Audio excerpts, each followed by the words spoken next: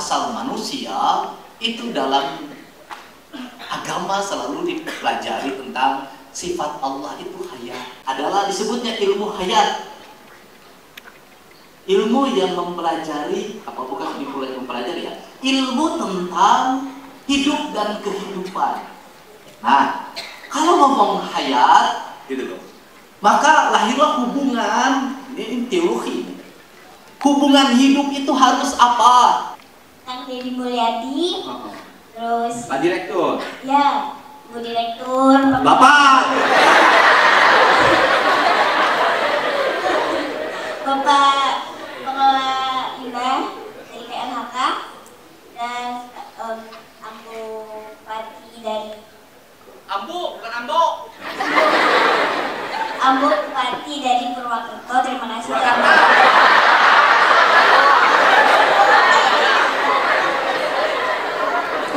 Ibu Bupati Purwakarta. Purwakarta telah mengundang saya ke sini. Ya, Purwakarta. Ya, kamu pakai logat Sunda. Ya, Purwakarta. Karta. Dijikan Purwakarta. Purwakarta. Dan terima kasih juga ke teman-teman yang udah mau datang ke sini. Ayo semangat gak dengerin ceritanya Nina. Ya, di sini Nina akan bercerita pengalaman Nina sedikit aksi remaja Indonesia untuk pulihkan kerusakan lingkungan dengan kurangi plastik sekali pakai dan stop ekspor sampah plastik ke Indonesia. Baik. Ya, bagi yang belum kenal sama Nina, nih, saya lahir di, nama panjang aja ya, nama panjangnya S. Nina Azhar Acarani. Saya lahir di Sidoarjo. Jadi nggak bisa bahasa Sunda ya, tadi salah terus. Saya anak ketiga dari 3 bersaudara, dari anak dari Bapak Brigi Adisandi dan Ibu Darustiorini. Wah, asli ya? Kenapa? Anak asli. Iya, asli. Saya tinggal di Desa Waringin Anom, Kabupaten Gresik, di Jawa Timur. Dan hobi saya membaca, menulis, menggambar, menyanyi, menari, dan berenang. Banyak kan? Cita-cita saya akan memimpin organisasi pelindung satwa liar yang saya bikin sendiri. Tapi itu masih lama sih bikinnya, mungkin kuliah. Kuliah nanti. Itu pun kalau nggak dilarang sama suami.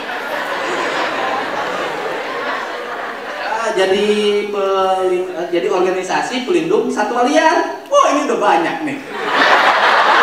Satwa. Ini liar semuanya ini. Coba kalau nggak dikasih uang jajan pada liar itu. Ya, jadi pelindungnya hebat. Hebat nggak?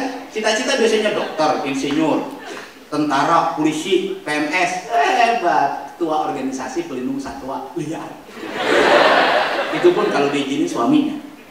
Makanya cari suami yang suka melindungi satwa liar. Tarsan.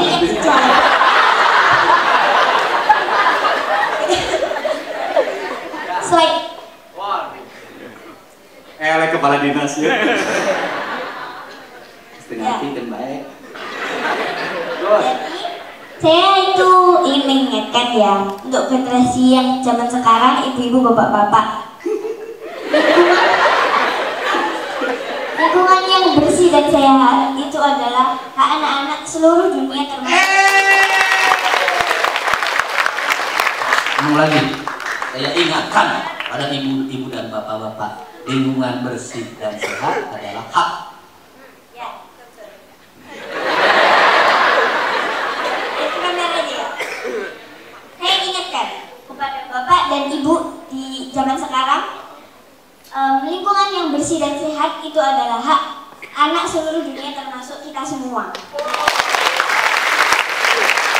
Jadi ibu-ibu dan bapak-bapak itu tidak boleh sembarangan mengambil hak kita. Hebat. Yang keras lagi ngomongnya. Nanti biar dipiralin lagi kayak kemarin di medsos. Tuh, ancam aja sekalian. Gak berani.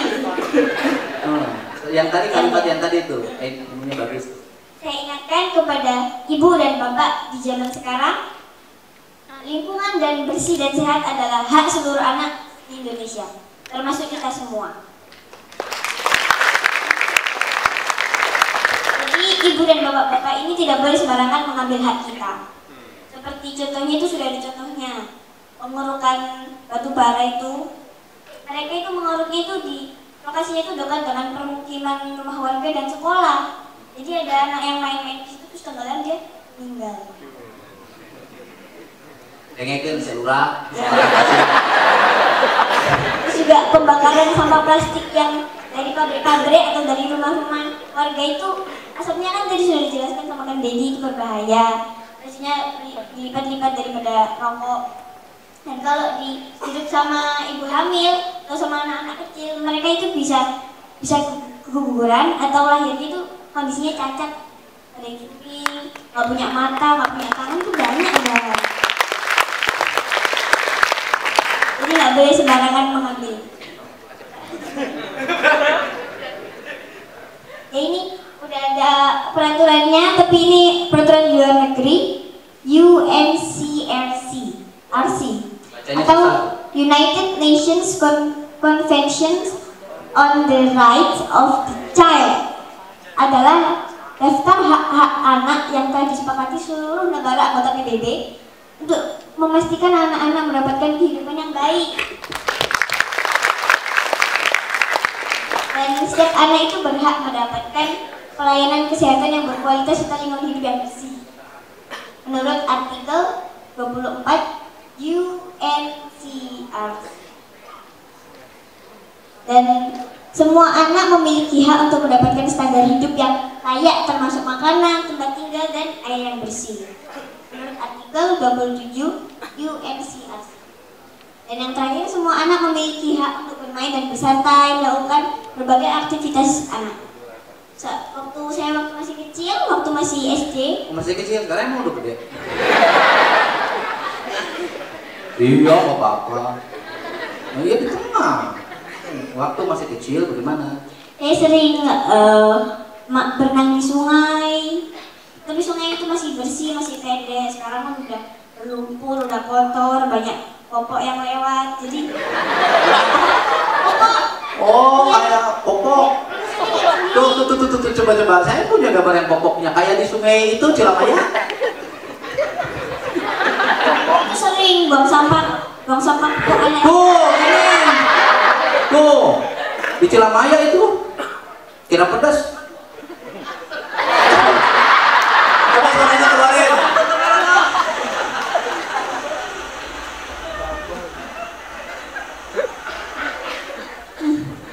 Mana popoknya?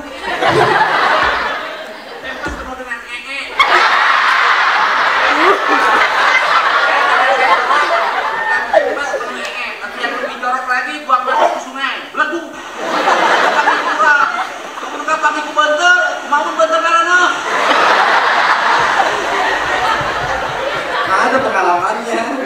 Ini nomor satu, Iya, sampah yang paling itu baru popok loh. Yang lebih mengerikan kalau popok mah mendingan bayi softtek. banyak juga. Iya softtek, itu softtek baru 2 hari itu keluarnya lagi banyak-banyaknya di gua nggak tahu. Nggak sering nemu. Itu bayangin softtek kemudian datang ikan mas yang laki-laki kan masalah itu. Kita itu ekoton sudah pernah menemukan ikannya itu apa ya bahasanya intersex, punya 2 kelamin. Oh pernah? Iya. Di mana itu? Di ekoton. Mana? Di ekoton. Mana ekoton tuh? Itu kayak diteliti sama organisasi ekoton. Bukan di maksudnya itu nemu ikannya di mana? Di Sungai Berantas. Oh, di Sungai Berantas. Mas. Iya. Ikannya jenisnya 2 kelaminnya. Ada 2. Sugan teh lemak wah. Itu dikira teh orang saja. Itu kelaminnya 2. Masalahnya apa bisa berjenis kelamin 2 itu ikan? Karena di dalam popoknya itu mereka mengandung jeli. Jelinya itu berbahaya, itu yang meresap airnya gitu. Jadi air itu kan kotor, lagi air dari itu kan. Jelinya itu kan bisa meresap airnya terus dimakan sama ikan. Terus? Sangat berbahaya. Tapi kan kalau nya saja mah nggak ada masalah dimakan ikan. Iya, Oh biasa atau mah sehat. Orang saya di kampung dulu pakai langsung nggak pernah dibersihin, langsung dipepes ikannya. Begitu dibuka, dikira telurnya nya. Iya, dan Nina juga udah pernah membuka perut ikan. Jadi kita lihat di lambungnya menemukan mikroplastik berbagai macam jenis. Ada yang jenisnya. Pertanyaannya nangkap ikannya gimana? Nggak nangkep, kita beli di pasar. Oh pasar emang ada yang ambil dari Sungai Berantas? Iya, Sungai Berantas itu sungai yang ke Surabaya. Bukan rumah. Jadi kita belinya itu yang mesti ikan sungai. Jadi kita diteliti gitu sambil diliput sama media-media kalau datang ke rumah itu. Dibuka. Iya banyak banget mikroplastik. Wah, kalau anak-anak di sini mah begitu ikan dihakan aja. Bayangin, Anda suka nggak ikan perutnya dikeluarin dari Jatiluhur, dari mana diteliti, suka nggak? Ayo masa kolaknya. Diteliti ya, dibuka, terus ada yang jenis kelaminnya 2. Gimana jenis kelaminnya 2 ngebacanya? Ya saya baru tahu sih, dikasih tahu sama papa. Papa kan pernah demo juga, bapak-bapak terus pakai baju kayak mermaid gitu terus demo. Tapi ya nggak tahu, pemerintah itu kayak nggak terlalu mementingkan tentang masalah lingkungan. Oh iya. Jadi paling belakang dan masih mementingkan yang lain. Ya, jadi bahwa popok itu melahirkan ikan bencong.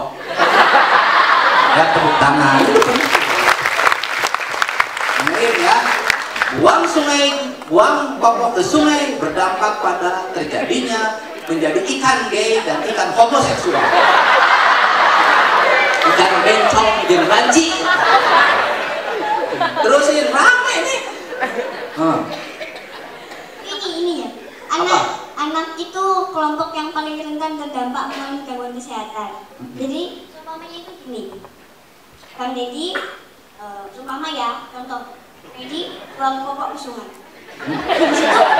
Di masa Sini depan, hilang dibikin ke sungai sudah popoknya. di masa depan itu sampahnya itu pasti berdampaknya ke kita, ke anak-anak yang seumuran sama kita. Yang disebut karma tadi kan? Iya betul. Karma itu ya. Awas ya, camat ya, karma incuna. Anak adalah pewaris lingkungan hidup masa depan, sehingga perlu mengawasi dan mencegah kerusakan lingkungan oleh ini. Jadi kita itu sudah dititipkan sama Allah lingkungan yang bersih. Jadi kita harus menjaganya, bukan malah merusak. Nah, kerjaan cuma merusak terus. Bisa menghasilkan racun. Dan anak memiliki hak atas lingkungan hidup tadi sudah. Dan suara anak lebih didengar dan diperhatikan oleh masyarakat. Makanya penting demo anak-anak, bela lingkungan, bukannya meminta jajan atau Aima. Orang tua saya, mama sama papa itu bertahun-tahun kampanye terus tentang masalah lingkungan itu nggak terlalu peduli. Begitu Nina yang kampanye. Saya cuma sekali itu di Sekarang 2,8 juta yang nontonnya Nina itu. Oh, pokoknya terus aja kamu masih kritis ya. Tapi awas loh, jangan mau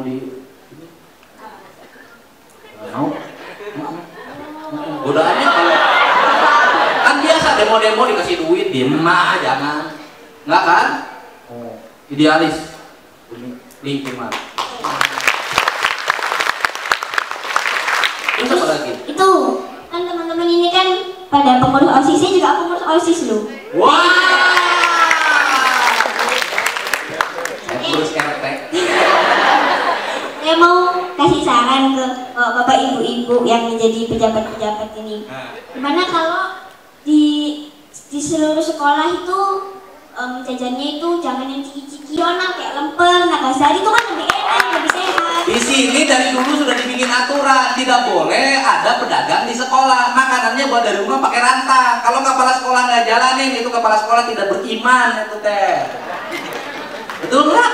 Kan iman pada Allah. Kalau iman pada Allah mengikuti garis takdirnya, yaitu mendidik anak-anak untuk sesuai dengan narasi lingkungan. Ya benar nggak? Kasih tahu lagi dong, tidak boleh jajan. Dan teman-teman mulai sekarang nggak boleh minum lagi minuman saset, karena saset itu kan kecil, dia tidak bisa diurai. Oh yang itu, mah kabut gila budak SMP di dia. Aku lebih ngerti. Minuman saset itu biasa anak-anak sekolah itu sekarang kalau ke kantin, kalau ke warung biasa dia minum saset. Nah, itu. Bedakan belum gitu tadi. Kasih tahu. Ya kita itu jangan sering minum bubuk gitu kan, itu udah jelas ada pengawetnya, ada pewarnanya itu. Kan warnanya ngejreng, kelihatan. Bahaya. Kasih tahu. Itu nggak boleh minuman yang saset. Saset-sasetan. Oh, karena warnanya apa tadi kau benar? Nah, ngejreng. Itu banyak mengandung pengawet dan warna tak alami. Akibatnya kalau dimakan oleh manusia, Ya kita bisa, kan udah banyak itu sakit tenggorokan. tenggorokan. Ya. Biasa itu tenggorokan gitu. Terus apa lagi? Ya dan itu organisasi-organisasi seperti Pramuka, OSIS juga harus kayak bekerja sama gitu sama masalah-masalah lingkungan. Jadi kayak setiap Jumat atau setiap 2 hari dua kali Seminggu gitu ya. Itu kayak menanam pohon di sekitar sekolah, terus ngambilin sampah-sampah di sekitar sekolah, itu kan bang. Wah, atau kali dia tipah aja mah. Nah, reset tadi di tamat tuh. Sekarang nanam padi stunting yang mengandung kadar biji proteinnya tinggi. Oh, nanti jadi anak-anakku nggak kurus.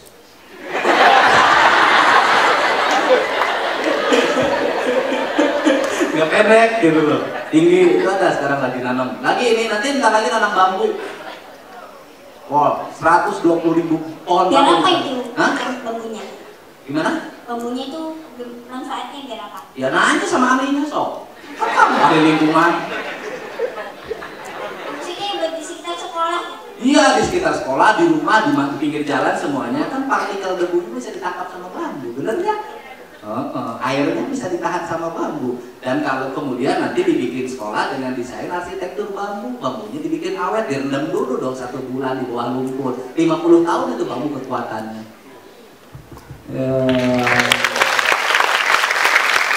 Terus, masa aku lagi. Oh iya. Ah. Dan teman-teman ini kan tadi kan udah dijelasin kalau suaranya anak kecil itu lebih didengarin sama pemerintah. Jadi kalian jangan pernah takut mau menyuarakan suara kalian. Kalian. Dan saya itu sudah pernah bikin pameran di sekolah tentang pameran sampah plastik impor. Jadi yang awalnya teman-teman cuma 4 sama 5 yang tahu bahaya plastik, sekarang banyak. Satu sekolah sudah tahu bahaya plastik. Jadi harus dituntut. Ya. Dan itu dia punya tips buat teman-teman caranya mengurangi penggunaan plastik. Jadi kan tadi udah bagus, udah keren bawa botol sendiri. Iya. Gua rantang. Nah, kalau makanan yang kuah-kuah terus bawa tas kemana-mana. Biasanya anak SMP di Purwakarta gini. Oh iya, ini minuman yang tadi saset itu diplastikin. Ini sedotan. Serotan. Gitu. Teteh milenial teman gitu. Teteh berburu dari itu, dari orang hutan. Orang hutan kan makan. Yang tidak mau orang hutan mah ketika dibuang jadi pohon lagi. Kalau ini jadi sampah, nggak bisa diurai. Berapa? 500 tahun. Ah, modal mandek. Yang ngerti ya? Kenapa? Oh ya udah nggak apa-apa. Dan itu juga acara-acara di sekolah itu kalau sekolahnya dekat sama sungai gitu ya, agar kita tahu kualitas sungainya sehat atau sakit, kita bisa ngecek dari kegiatan biotilik. Hidrotelik itu kayak ngambilin serangga-serangganya. Misalnya kalau ada serangga capung, berarti sungainya bersih. Kalau ada cacing, berarti sungainya udah kotor. Oh, jadi kalau serangganya capung, sungainya bersih. Papatong kan boleh.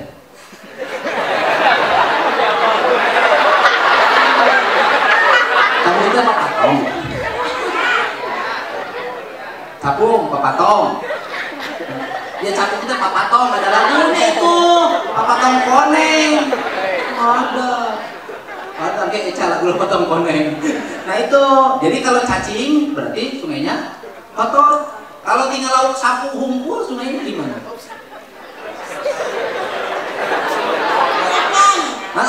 Ikannya tinggal ikan sapu aja, berarti sungainya apa? Habis semuanya. Bahaya. Wis, apa lagi? Jadi harus berani menyuarakan suaranya, kayak seperti menulis surat atau membuat lagu, menggambar atau membuat cerita atau puisi. Lagu dulu, dengerin lagu dulu, ayo lagu dulu. Lagu sampah. Ada. Ada. Ini lagu sampah.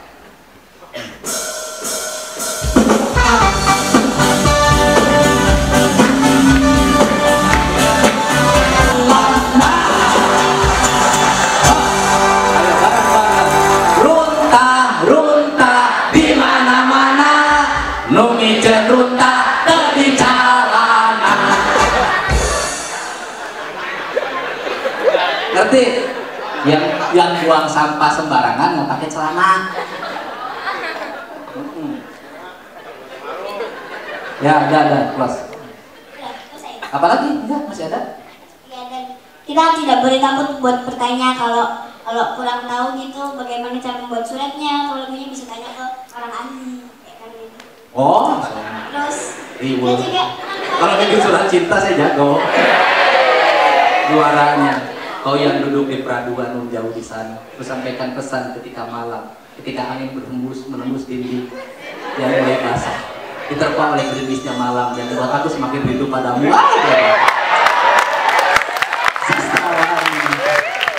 Sastrawan dan buayawan.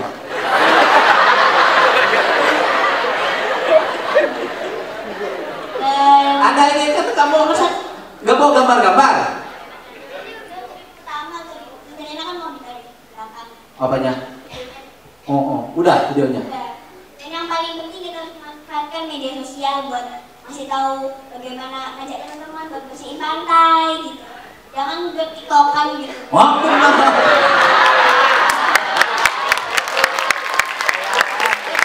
Di Instagram buat galau-galau. wah. Dipakai yang bermanfaat. Yang lebih penting. Yang lebih penting buat lingkungan, buat tiktokan, bukan yang galau-galau. Ya, coba kan ada tuh foto kunjungan saya ke tempatnya Nina. Ya. Ada. Videonya kan ada.